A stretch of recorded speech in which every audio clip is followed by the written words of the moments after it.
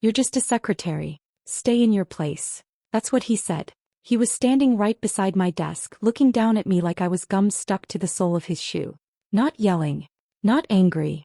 Just flat, dismissive, like I wasn't even worth a full sentence. My hands were still on the printed report, the one I'd spent the last hour double-checking. The one with the mistake that could tank the entire quarter's numbers. I'd only meant to help. I spotted the error while updating the files he wanted rushed out. At first I thought maybe I was wrong. I always second-guessed myself. Occupational hazard, I guess, when your job is to stay invisible. But I'd looked at it twice, then 3 more times. The revenue line from Westbridge had an extra 0. 7 figures instead of 6. It threw off everything below it. If it went out like that, someone was going to catch it. And it wouldn't be him blamed for it. It'd be whoever typed it up. Me. So I'd done what seemed right. I turned in my chair and called gently to him as he passed by on the way to his office. Sir? I think there's something off in the Westbridge numbers. He stopped, took 2 steps back and leaned down just enough that I could see the wrinkle in his jaw as he smirked. You're just a secretary. Stay in your place. He didn't ask what I meant. Didn't look at the page. He just walked off, still holding his coffee like nothing happened. My face went hot, but I stayed still. I knew the others heard. No one said anything. A few paused typing just long enough to catch the tension. Then everyone went back to pretending I wasn't there. I sat perfectly still in my chair, staring at my screen, not really seeing anything. I wasn't even angry, not yet. It was like something inside me clicked shut. Like a window closing right before a storm. I felt small. Stupid maybe for thinking I could speak up. For thinking I mattered. But something settled in me too. Quiet. I wasn't going to forget the way he said it or how easily he dismissed me like I was part of the furniture. I'd been in this job 4 years. I knew that company inside out. I kept everything moving behind the scenes and no one ever noticed. And maybe that's why he thought I'd just let it go. But he had no idea what I'd just found. And he had no clue what I was going to do with it. I didn't say anything for the rest of the day. I didn't eat lunch. Just sat at my desk, typing what needed to be typed, answering phones when they rang, pretending that what he said hadn't burned itself into the back of my mind. I replayed it over and over. You're just a secretary. Like I wasn't even a person, just a function. People saw it happen. They heard it. No one said a word. No, are you okay? No, that was out of line. Just silence. Coworkers I'd brought coffee for. Covered for. Stayed late to help. Some didn't even make eye contact as they passed my desk. I didn't blame them, not really. Everyone was afraid of him. That man ruled the floor like a tyrant in a suit. You crossed him, you were gone. No explanation. No goodbye. But even with the way he talked to me, I didn't plan revenge. Not at first. I just wanted to get through the day, maybe send out a few resumes that weekend, start looking elsewhere. I was tired. Humiliated. I started doubting myself. Maybe I should have stayed quiet. Maybe I wasn't supposed to catch mistakes like that. Maybe I really was just a secretary. Then late in the afternoon something strange happened. I was walking to the break room when Daniel, one of the junior guys from finance, caught my eye. He never spoke much, but he was always polite. That day as I passed by, he said softly, "You didn't imagine it. That number's wrong. But don't bring it up again." He didn't stop walking. Didn't even look at me when he said it. Just kept moving like it never happened. I froze for a second, holding my empty mug. He knew. He'd seen it too. And his voice, there was something in it. Not just agreement. Caution. Fear. I went back to my desk, closed the break tab on my browser and opened the report again. I looked at the Westbridge entry, then at the attached vendor logs. The number didn't match. Not even close. That's when I noticed the vendor name wasn't quite right either. Off by 1 letter. Almost like it was meant to be missed. I didn't say a word to anyone. I didn't ask questions. I started saving copies. Quietly. Transferring versions to a personal folder. Creating backups. I didn't know what I was looking for yet, but something was wrong. It wasn't just an error. I began staying a few minutes later every night, pretending to finish admin work, but really just scanning emails. Vendor invoices. Financial summaries. Anything I could legally access from my level. If they thought I was just a secretary, they weren't watching me very closely. And that's where they made their first mistake. Most people left by 6. By 6:30 the office turned into a ghost town. Just the soft hum of computers and the occasional elevator ding. That's when I started digging. Quietly. Deliberately. My tasks were always done by 5, but I stayed behind, clicking through folders that weren't locked, reading what was right there in plain sight. It started with the invoices. One from a vendor I'd never seen before, listed under a project that hadn't even launched. The charges were huge. Consulting fees, development costs, all signed off by the CEO. But the strange thing? The dates didn't match the project timeline. The company listed barely had a website. It looked real enough at first glance, but when I ran the address through a search, it turned out to be a mailbox rental service. Still, I didn't want to jump to conclusions. Maybe it was just bad bookkeeping. Maybe someone else had made the mistake. So I kept going. I traced payment approvals, opened PDF attachments, matched them against internal reports. Then I found the emails.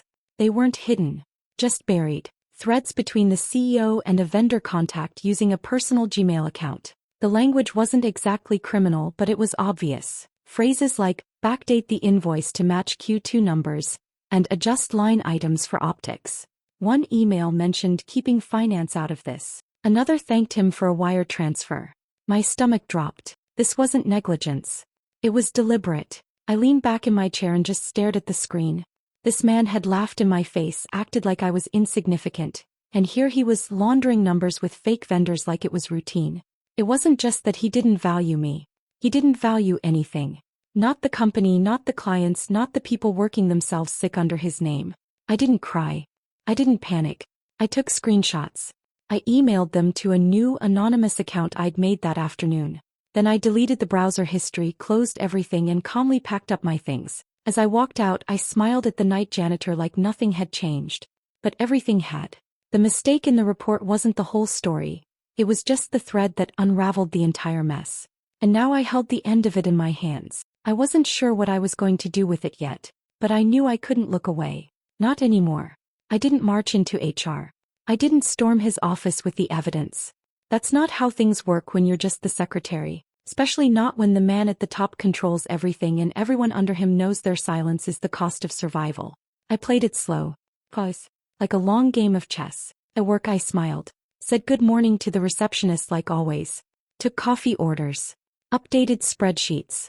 When the CEO walked past my desk, I nodded like nothing had changed. He didn't even glance at me. I was back to being invisible. Just the way he liked it. And that gave me room to move. I started asking simple things. Harmless questions. To accounts payable, I asked about vendor timelines, pretending I needed clarification for some outdated filing procedure. With the IT guy, I joked about system logs and security audits while pretending I didn't understand a thing he said. It didn't seem like much, but tiny pieces started to fit together. That shell vendor wasn't alone. There were at least 2 others listed across different departments, both with similar patterns. Big money, vague services, minimal trace. No one seemed to notice what I was doing. Until suddenly someone did. It started subtly. The CEO began showing up on the floor more often, wandering between desks, checking in on departments he normally ignored. Once I caught him lingering near my desk while I was away, flipping through a folder I had left out. When I returned, he said nothing, just smiled and walked off. I felt it in my gut. He knew someone was onto him. He just didn't know who yet. That made things riskier. I started copying files faster, storing flash drives at the bottom of my purse, buried under hand lotion and granola wrappers. My heart pounded every time I opened a new document. But I couldn't stop. Not now. One afternoon, I saw my chance to get a full department report that hadn't been saved in the shared drive. I slipped into the records room during lunch. Nobody was around. I found the file cabinet, 3rd drawer down. I opened the folder, snapped a photo of a document with payment authorizations and tucked it back neatly. Then I heard a voice. Looking for something? I nearly dropped my phone. The CEO was standing in the doorway, arms crossed. He wasn't smiling. I swallowed and turned slowly, holding up a random manila folder. I was just grabbing old training files. Sarah asked me to prep some onboarding material. His eyes scanned my face, then the folder. Then he nodded once, stepped aside. I walked out without breaking pace, even though my legs felt like jelly. I smiled. He didn't smile back. Back at my desk, I placed the phone face down, tucked the real photos into my private folder, and went straight back to scheduling calendar invites. I knew then he was watching me. I knew he didn't believe me. But he didn't have proof yet. Neither did I, at least not enough. But the game had started. And I wasn't planning to lose. It started with a voicemail. I had just gotten home from work, exhausted, stomach in knots from pretending all day like I hadn't just brushed against the edge of something dangerous. I kicked off my shoes, dropped my purse and checked my phone like I always did. There was a missed call from an unknown number and a voicemail 31 seconds long. I hit play. It was a man's voice. Calm. Too calm. Hey there. Just wanted to let you know your brother's scholarship info got mixed up in our files. These college databases are so messy, right? Would be a shame if someone filed something incorrectly and it delayed his funding. Or worse, made it disappear. Anyway, have a nice night. My heart stopped. My brother Liam was in his second year of college. He'd worked like hell to get there. Part-time jobs, summer internships, scholarships stacked on top of each other like scaffolding just to hold him up. I hadn't told him anything about what I'd found at work. I wanted to keep him out of it. And now they were dragging him in anyway. I sat down on the floor in the hallway and didn't move. For a long time. The walls felt like they were pressing in. My chest was tight, my hands shaking. I didn't cry. Not at first. Just sat there listening to the message again and again, trying to find something. Some detail that would tell me it wasn't what I knew it was. But it was a warning. A polite, quiet, soulless threat. And it worked. I broke. Everything I'd been holding in cracked right down the middle. The fear, the pressure, the loneliness. It hit all at once. I thought about quitting. Leaving the files, wiping everything, pretending none of this ever happened. Maybe that would keep Liam safe. Maybe that would be enough. I pulled out the shoebox from under my bed, the one where I kept a few things of Mom's. An old photo. A card she once wrote me. She'd passed away the year before I got the job. But her voice, steady, warm, stubborn, was still clear in my memory. Never let anyone silence your truth. She used to say that when I'd get nervous about speaking up in school, or when someone tried to talk over me, it was the one thing she never budged on. Tell the truth, even if your voice shakes. I stared at her handwriting for a long time. Then I stood up, wiped my face and plugged my phone into my laptop. They could try to scare me. They could even watch me. But I wasn't going to stop. I'd come too far. They wanted me silent. They were about to find out how loud I could be. I didn't trust anyone in the company. Not HR, not compliance, and definitely not legal. If the CEO could falsify numbers and threaten my family without blinking, I wasn't about to hand over evidence just to have it buried in some internal review. I needed someone outside. Someone who knew the system but wasn't part of it anymore. That's how I ended up in the back corner of a diner off the highway, sitting across from a man named Raymond Ellis. He was in his 60s, gray hair, steady eyes, hands folded like he was waiting to be cross-examined. A retired corporate auditor with a reputation for integrity. I'd found his name through an old LinkedIn thread buried under accounting forums. It took 3 burner emails and a phone call from a payphone just to get him to agree to meet. I slid a flash drive across the table. It's all there, I said quietly. Invoices, emails, vendor logs, payment schedules. I can't prove the shell companies are fake yet, but the billing patterns are identical. Raymond didn't say much at first. He plugged the drive into a beat-up laptop and clicked through silently while his coffee went cold. I sat there, heart pounding, fingers clenched around my mug. After 10 minutes he finally leaned back and took off his glasses. This isn't sloppy. This is layered. He's done it before. I nodded. Can you help me? I can tell you this is fraud. Textbook. You've got enough here to make a regulator salivate. But if you go through internal channels he'll bury it. Maybe you too. I'm not going internal. He looked at me for a long time, then gave a small nod. Good. Then here's what we do. For the next hour we worked through a plan. First, I had to protect myself, file the evidence with a federal agency that handled whistleblower protection. We'd need timestamps, metadata, a trail showing that I accessed only what I was allowed to. He helped me prepare the documentation, showed me how to submit it through encrypted portals. No names yet, just identifiers. Next we talked media, only if things went sideways. He knew a few investigative journalists, the kind who still fact-checked and burned sources if they were sloppy. That was last resort. The goal wasn't to go viral. The goal was to make it undeniable.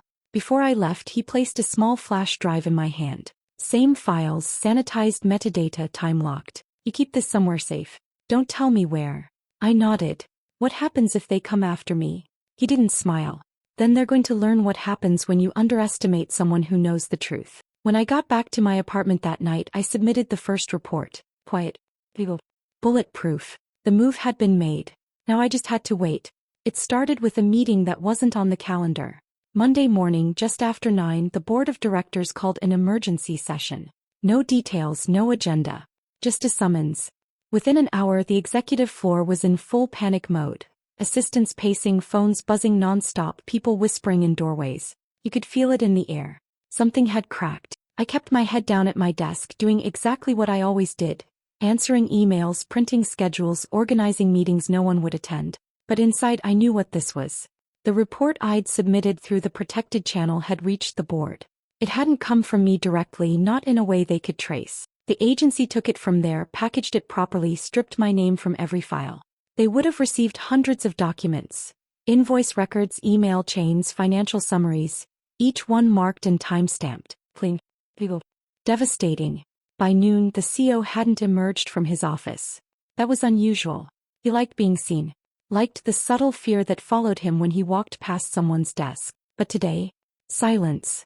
His blinds were drawn, the door closed, lights off. Around 2, I was called in to bring him a copy of last quarter's internal expense logs. I knocked. No answer. Then the door creaked open. He was on the phone, pacing, voice low but sharp. "I don't care what compliance says," he snapped. "They don't have proof. It's circumstantial. Just a few bad invoices and some disgruntled little office rat playing detective." I placed the folder on the edge of his desk. He didn't even look at me. Didn't realize that rat was standing 3 feet away. He thought he still had time. That he could talk his way out of it like always. But this wasn't a rumor or a whisper in a hallway. This was documented. Verified. Sitting in the inboxes of people he couldn't intimidate. By the next morning it all unraveled. The company issued a formal internal communication. In light of serious financial discrepancies, the board will be launching a full investigation. Investors started pulling out. Emails flew like sparks. The head of compliance locked down 3 departments. IT froze access to several executive accounts. Rumors spread, fraud, audits, offshore payments. I watched it happen with the same neutral expression I'd worn for years. But inside I felt something strange and unfamiliar. Not joy. Not satisfaction. Relief. The CEO, once untouchable, was cornered. He tried everything. Claimed someone had tampered with files. Said the invoices were legitimate, just mislabeled. Blamed the finance team. Blamed his assistant. Even tried to suggest the error came from low-level administrative mishandling. That was my favorite part. Because I'd anticipated it. Every file I'd submitted was traced to a source.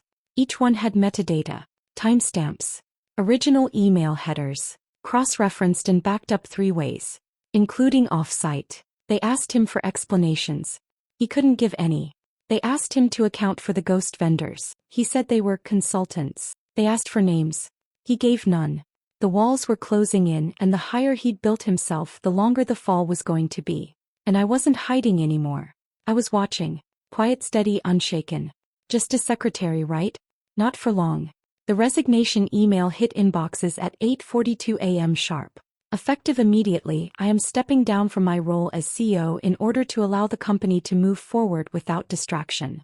No apology. No admission. Just one final performance from a man who built his entire career on looking untouchable. But this time it wasn't enough. By noon, the story had already broken.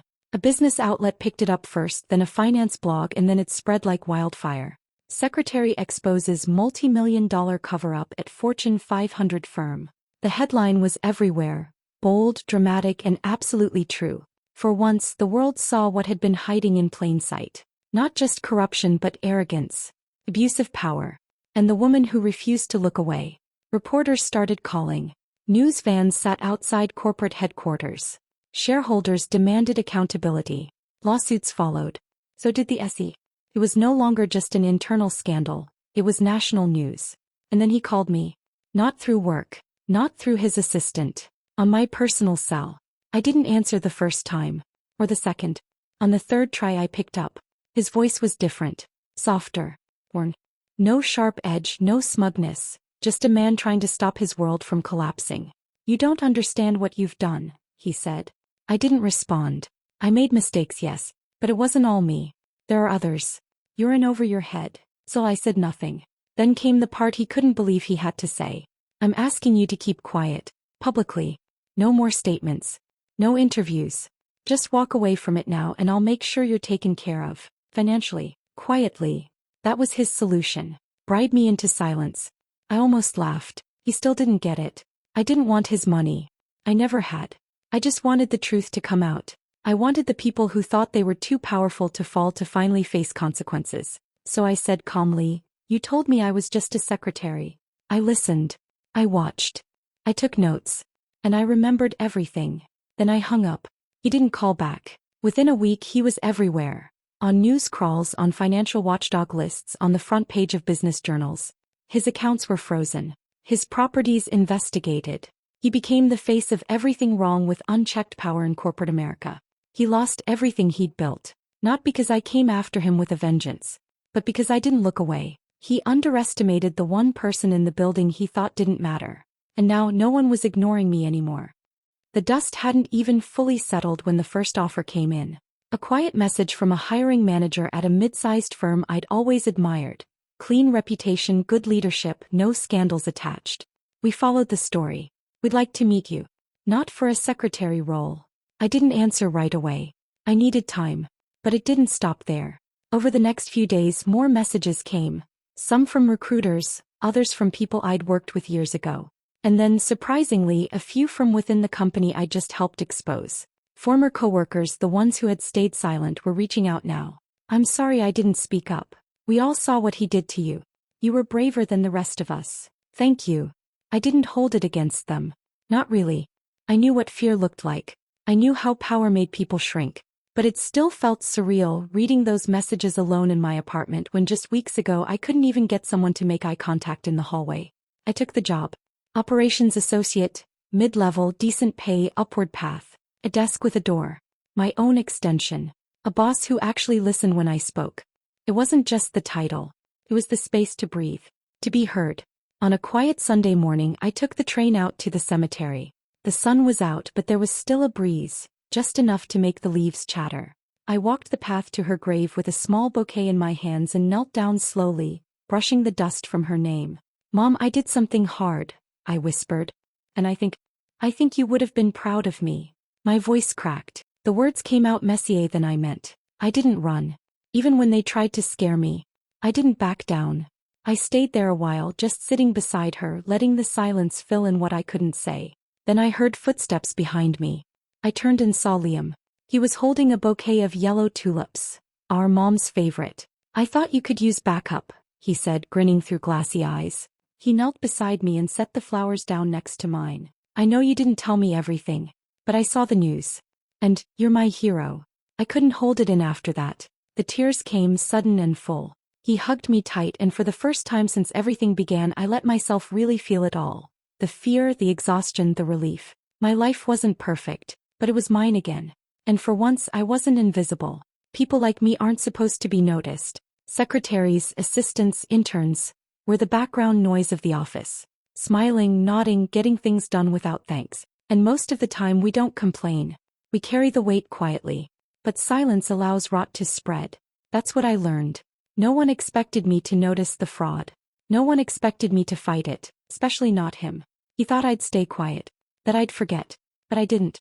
If you're watching this and someone's ever told you you're just a waitress, just a cashier, just a student, or just a secretary, remember this.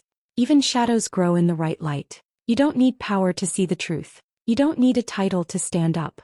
You just need to decide that your voice matters. Because it does. And maybe, just maybe, someone's finally listening.